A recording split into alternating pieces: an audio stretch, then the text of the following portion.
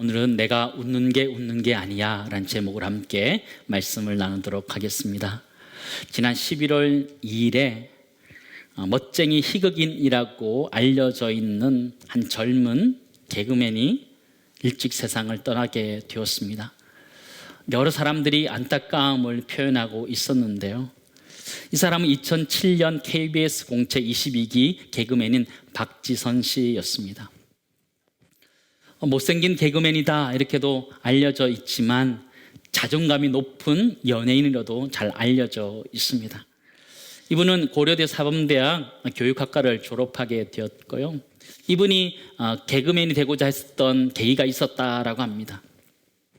주입식 교육에 아주 시달리고 또 임용고시 시험을 준비하면서 노량진에 있는 학원에서 열심히 공부할 때였다라고 합니다. 한 500명 정도 들어오는 그 강의실에서 열심히 공부하고 있었다라고 합니다. 그 500명이 다들 열심히 공부하는데 어느 날 한방눈이 내리는 것이었습니다. 멀리 남산이 보이는 그 창가에 한방눈이 내리는데 자기 빼고 한 사람도 어김없이 열심히 공부만 하더라는 것입니다. 그래서 이 사람은 한 2시간 동안 한방눈이 내리는 것을 쳐다보았다고 합니다. 한방눈 저렇게 자유로운데 나는 왜 이렇게 힘들까, 행복하지 않을까 생각하면서 자신이 행복했던 때가 언제인가 깊이 돌아보게 되었다라고 합니다. 깊이 생각해 보니까 중고등학교 시절에 쉬는 시간이면 그 뒤에서 3, 4모모 모여서 자기가 아이들을 웃겼던 그때가 가장 행복했더라는 거예요. 그래서 본인이 개그맨이 되었겠다 생각하고 개그맨 오디션을 보러 가기로 다짐하게 됩니다. 그런데 개그맨 시험장 문을 열고 들어가자마자 합격했다고 합니다. 왜 그럴까요? 그냥 보면 웃음이 나오는 개그에 아주 적합한 얼굴이었기 때문이었습니다. 처음 이제 선배들하고 이렇게 대면식을 하는 날이 있었다라고 하는데요. 아주 독특하고 또 유니크하게 생기고 또 어떻게 보면 못생겼다고 얘기할 수 있는 옥동자 선배가 들어왔다라고 합니다. 그가 들어오는데 머뭇거리지도 않고 자신 앞으로 오더라는 것입니다. 그러고는 너구나, 올해는 너구나, 얘 좋다, 괜찮네 라는 말을 했다라고 합니다. 이해가 되시지요? 그 뒤에 신봉선 선배가 들어와서 똑같이 자기 앞에 서더라는 겁니다. 그러고는 얘가 나 이겼잖아, 나는 뭐 먹고 살아, 넌 좋겠다 이렇게 표현하더라는 것입니다. 그의 자존심이 높아질 수밖에 없었던 것은 있는 그대로의 모습을 받아주고 긍정적으로 표현해주는 그 개그 집단 때문이었다 이런 얘기를 하더라고요. 이 박지선 씨는 자신을 인정해주는 그 집단 속에서 행복한 삶을 살았다 이렇게 이야기하더라고요. 옆에 분에게 한번 얘기해 볼까요? 너구나, 올해는 너구나. 네. 네. 그런데 이 남을 웃기고 웃겼던 이 개그우먼인 박지선 씨에게도 큰 아픔이 있었음을 우린 들어서 알고 있습니다. 여드름 치료를 하면서 박피 과정을 겪고 또 햇볕 알러지 때문에 화장을 전혀 할 수 없는 여인이었다는 것을 우리는 잘 알고 있습니다. 2008년도 KBS 연예대상을 수상하면서 수상 소감을 이렇게 얘기했더라고요.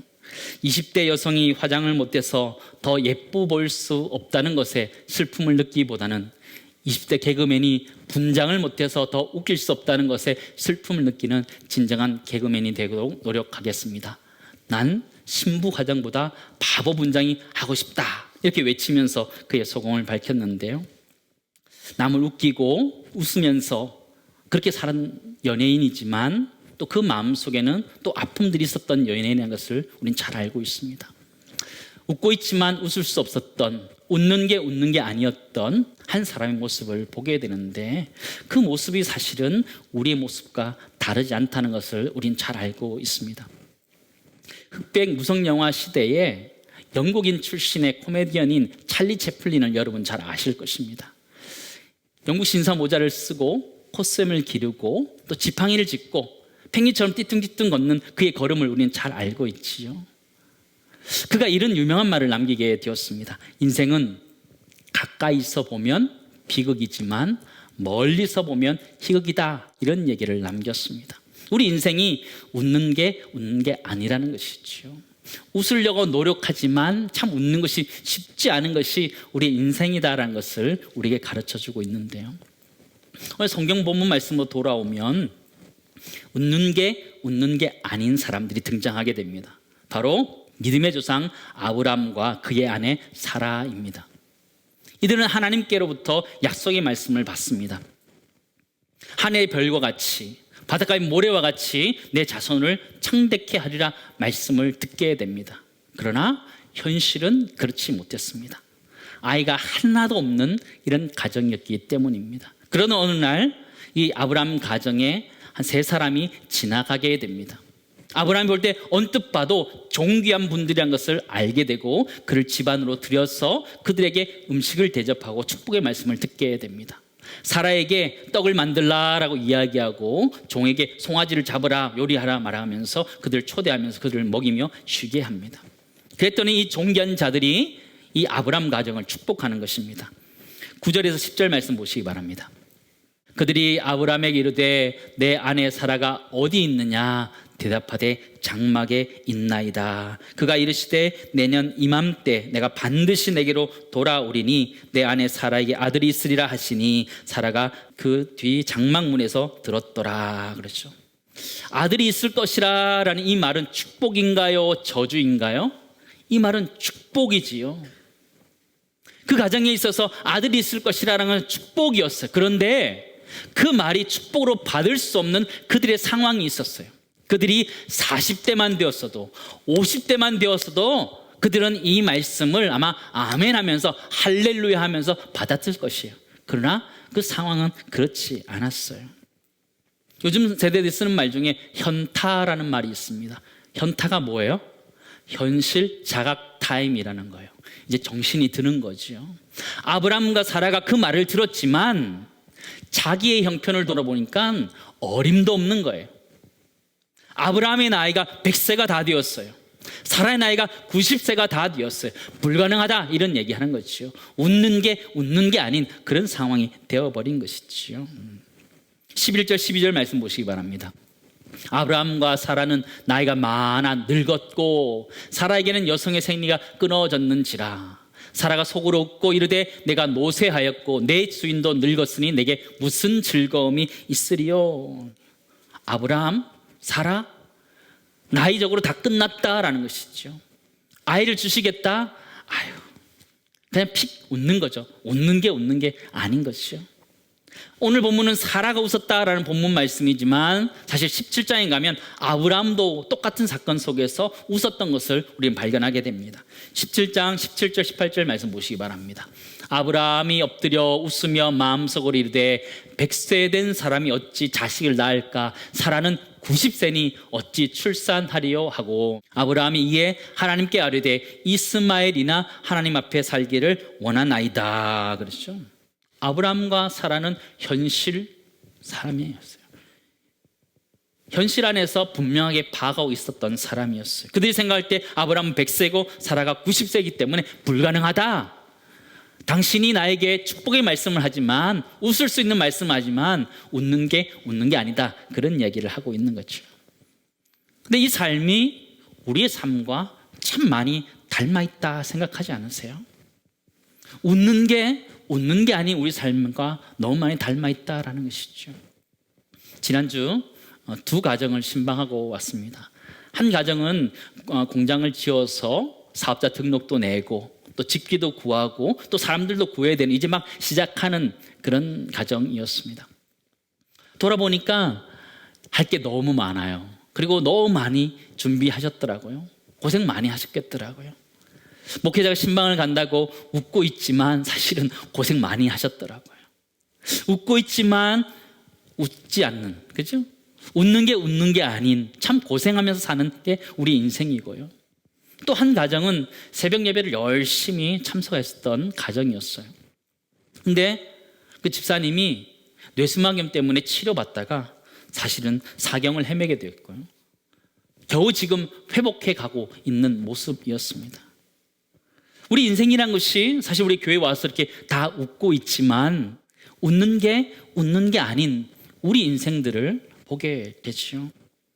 아브라함처럼 우리는 약속을 받았는데 그것이 아직 이루어지지 않는 약속과 성취 사이에 끼어 있는 우리의 존재라는 것을 너무나 잘 알고 있습니다. 신학적인 표현으로 이미와 아직 사이에 끼어 있는 존재가 바로 우리 그리스도인이라는 거예요. 그래서 우리는 때로로 인생을 살아가면서 썩소를 날립니다. 썩소가 뭐예요? 썩은 미소다 이렇게 표현하더라고요. 한쪽 입꼬리만 올리면서 피식 웃는 거예요. 웃는 게 아닌 그 표정을 짓는 것이죠. 우리 그리스도인들의 삶이 그게 아닌가 생각되더라고요. 좀 말씀을 준비하는데 하나님이 제 마음속에 그런 것 같아요. 우리 그리스도인들의 지금 모습이 그렇다 이런 생각을 주시더라고요. 웃는 게 아니라는 거예요. 교회 와서 웃고 있지만 사실은 웃지 못하는 상황, 아브라함이 경험하는 그 상황과 우리의 상황이 너무나 똑같다라는 거예요. 약속과 성취 사이에 끼어서 아직 이루어지지 않는 것들을 기다리면서 고통하고 있는 그 모습이 우리랑 너무 닮았다는 생각을 하게 됩니다. 그러나 하나님은 우리 그리스도인들에게 약속해 주셨어요. 그 약속이 무엇이에요? 옛 약속인 구약과 새 약속인 신약을 우리에게 주셨어요. 또 구체적으로 하나님 우리에게 약속해 주셨는데 우리에게 하나님의 자녀라는 약속을 해 주셨어요. 요한복음 1장 12절 말씀 보시면 영접하는 자 곧 그 이름을 믿는 자들에게는 하나님의 자녀가 되는 권세를 주셨으니 라고 말씀하셨어요. 하나님이 우리에게 약속해 주셨어요. 너희는 하나님의 자녀다 라고 말씀하셨어요. 너희는 내 것이라 말씀하셨고 두려워하지 말라, 놀라지 말라, 내가 너희와 함께 하리라 약속해 주셨어요. 우리는 그 사이에 끼어 있는 사람이죠. 약속과 성취 사이에 끼어 있는 사람. 그러나 우리 모두는 하나님의 약속을 받은 사람이라는 것이죠. 첫 번째 나누기 원하는 것은요, 웃는 게 아닌 우리들은 약속을 받은 사람들이라는 것이죠. 이미 약속하신 것들을 하나님 이루실 것이라는 그 기대 속에서 살아가는 그런 사람들이라는 것이죠. 죽어있는 약속이 아니고 살아있는 약속을 받은 사람들이라는 것이죠. 근데 우리는 하나님의 약속을 받았음에도 불구하고 그 하나님의 약속이 부도난 어음처럼 우리가 생각할 때가 있어요. 하나님 우리에게 하나님의 자녀라고 말씀하셨는데 그것을 믿지 못하고 불안불안하면서 살아갈 때가 있다라는 것이에요. 어음이란 것이 무엇이에요? 어음이란 것은요, 내가 받을 거다 이런 느낌을 가지고 가는 게 아니에요. 어음이란 것은요, 상대방이 나에게 줄 수 있는 능력이 있으면 주는 거예요. 하나님의 약속이라는 것은요, 내 느낌의 문제가 아니라는 거예요. 내가 하나님의 자녀가 된 것은요, 내 느낌의 문제가 아니라는 거예요. 그러나 하나님의 말씀, 능력의 하나님께서 나에게 하나님의 자녀가 되게 하셨다 그러면 하나님의 자녀가 된 거예요. 우리 모두는 하나님의 그 약속을 받은 사람들인 거죠. 그렇다면 이 하나님의 약속을 받은 사람들이 살아가는 방법은 딱 한 가지밖에 없어요. 약속을 기다리는 거예요. 때로는 그 약속이 늦어지는 것 같지만 그 약속을 기다리며 살아가는 것이 우리 그리스도인들의 삶이라는 것이에요. 아브라함과 사라도 때가 되었을 때, 기한이 찼을 때 아들을 얻게 되는 것이죠. 14절 15절 말씀 보시기 바랍니다. 여호와께서 능하지 못한 일이 있겠느냐, 기한이 이를 때에 내가 내게로 돌아오리니 사라에게 아들이 있으리라. 사라가 두려워서 부인하여 이르되 내가 웃지 아니하였나이다. 이르시되 아니야, 내가 웃었느니라. 여호와께서 능치 못할 일이 없다라고 다시 그들에게 강조하면서 기한이 이를 때에 주겠다 약속하셨던 것이죠. 그러므로 아브라함과 사라가 해야 되는 일은 딱 한 가지였어요. 기다리는 것. 그러면 기다리는 삶은 어떤 삶이냐? 마태복음 25장에 보면 신랑을 기다리는 열처녀의 비유가 등장하고 있습니다. 신랑이 오는 게 늦어지면서 이 열처녀가 기다리는데 이 두 그룹이 다릅니다. 5명은 슬기로운 처녀다 이야기하고 5명은 미련한 처녀다 이렇게 표현해주고 있습니다. 그 차이가 무엇이냐면 등불과 함께 기름을 준비한 사람은 슬기롭고 그렇지 못한 사람은 미련하다 이렇게 성경 표현하고 있어요. 그러므로 기다린다라는 것의 가장 중요한 것은 준비하고 있는 것이 가장 중요해요. 준비하는 것이 어떤 것이냐? 마태복음 25장에서는 정확하게 이렇게 표현해주고 있어요. 마태복음 25장 13절 말씀, 그런즉 깨어 있으라, 너희는 그날과 그때를 알지 못하느니라 라고 합니다. 깨어 있으라는 이 말은 잠들지 말아라는 이 말이잖아요. 잠들지 말아라 이 말은요, 무감각하면 안 된다라는 말이죠. 무감각하면 안 된다라는 얘기는요, 반응하라는 얘기죠. 깨어 있어라는 말은요, 우리가 하나님의 말씀 가운데 반응하면서 인생을 살아나야 된다, 이 얘기를 하고 있는 것이죠. 우리 인생은 그렇게 깨어있는 삶이 되어야 된다. 기다리는 자로서 깨어있는 인생을 살아야 된다라고 우리가 말씀하시는 거예요. 리차드 니버의 그리스도와 문화라는 책이 있습니다. 여러분 꼭 한번 읽어보시기 바랍니다. 우리가 이 시대를 어떻게 살아가야 되는지에 대해서 잘 살펴볼 수 있는 좋은 책입니다. 신학생들은 필독서로 읽고 있는 책이기도 합니다.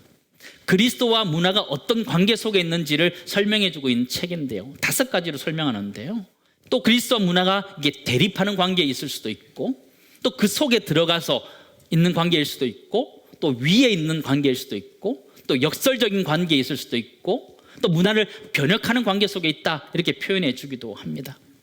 저자는 정확하게 어떤 것을 지지한다 표현하고 있지 않지만 우리 그리스도인들이 어떻게 살아야 되는지는 충분히 생각할 수 있습니다. 이 책은 그리스도와 문화를 다루고 있지만 사실은 그리스도인이 문화 속에서 어떻게 살아가야 되는지를 생각할 수 있는 책입니다.